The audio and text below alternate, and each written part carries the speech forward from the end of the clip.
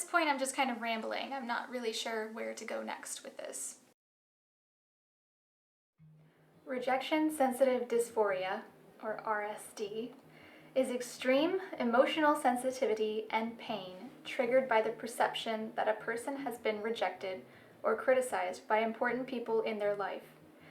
It may also be triggered by a sense of falling short, failing to meet their own high standards or others' expectations. RSD is a major symptom of ADHD. Dysphoria comes from a Greek word that means hard to bear. People with ADHD who experience RSD are uncontrollably more sensitive to other people's opinions. And some people even consider it the hardest part of having ADHD. Living in fear of rejection can shape how you interact with the world. You might become a people pleaser who does everything you can to make people like you. You might avoid things entirely so you don't face failure or criticism. You might become socially withdrawn because of the anxiety surrounding that fear.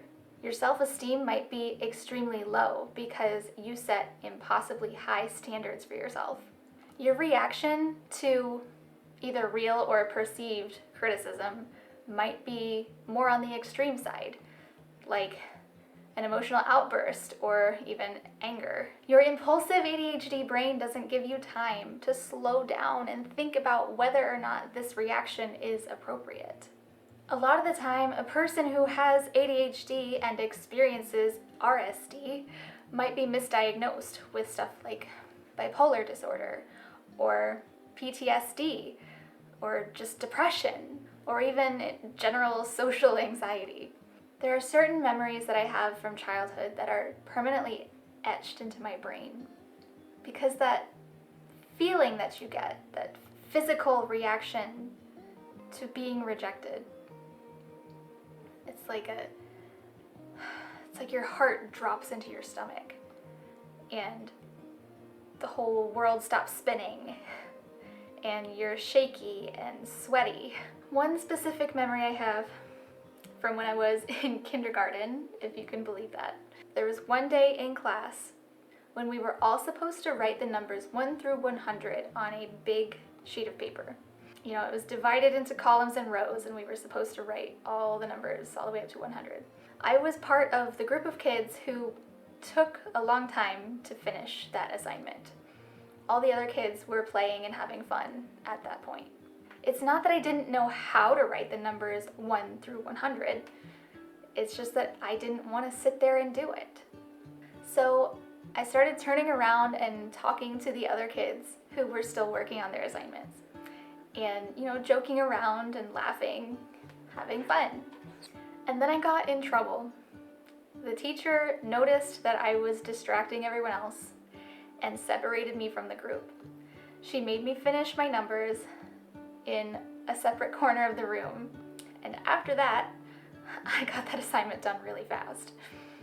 And I have such a strong recollection of that memory because I remember how I felt. I realized that I had made a mistake and I had disappointed the teacher. And I had that physical feeling of my heart dropping into my stomach. And there are a lot of other times when I was in school that similar situations happened. I never wanted to get in trouble and it felt really bad when I did. And that little girl that I was just didn't know how to separate having fun with friends and getting in trouble because you were having fun with friends. So I have a deep-seated social anxiety that I can't shake because of all those experiences I had growing up. So over time I realized I've kind of lost a sense of who I am because I do everything in my power to avoid rejection. And I have become a people pleaser.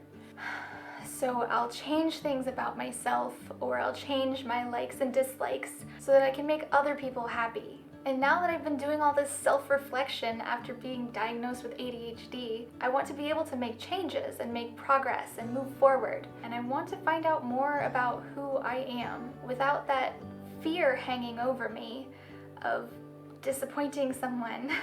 And I know that everyone on the planet doesn't like being rejected, obviously. But the way you experience rejection sensitive dysphoria, it's like that feeling times 1,000. The chemicals in your brain react differently to things when you have ADHD, and that includes reacting to rejection and failure and criticism.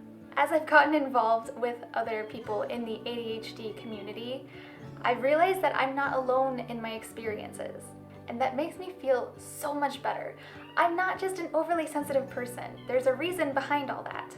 And I was thinking the other day, these things that I didn't have a name for before, like my extreme sensitivity, I just thought it was extreme sensitivity, and I was extremely self-conscious about the fact that I cannot handle anything.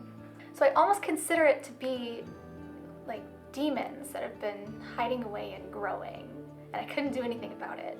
And now I'm able to give a name to those demons, and having a name for it and knowing I'm not the only one who experiences it makes it so much easier to cope with, and maybe even get a better grip on everything in life. I feel like I have more control.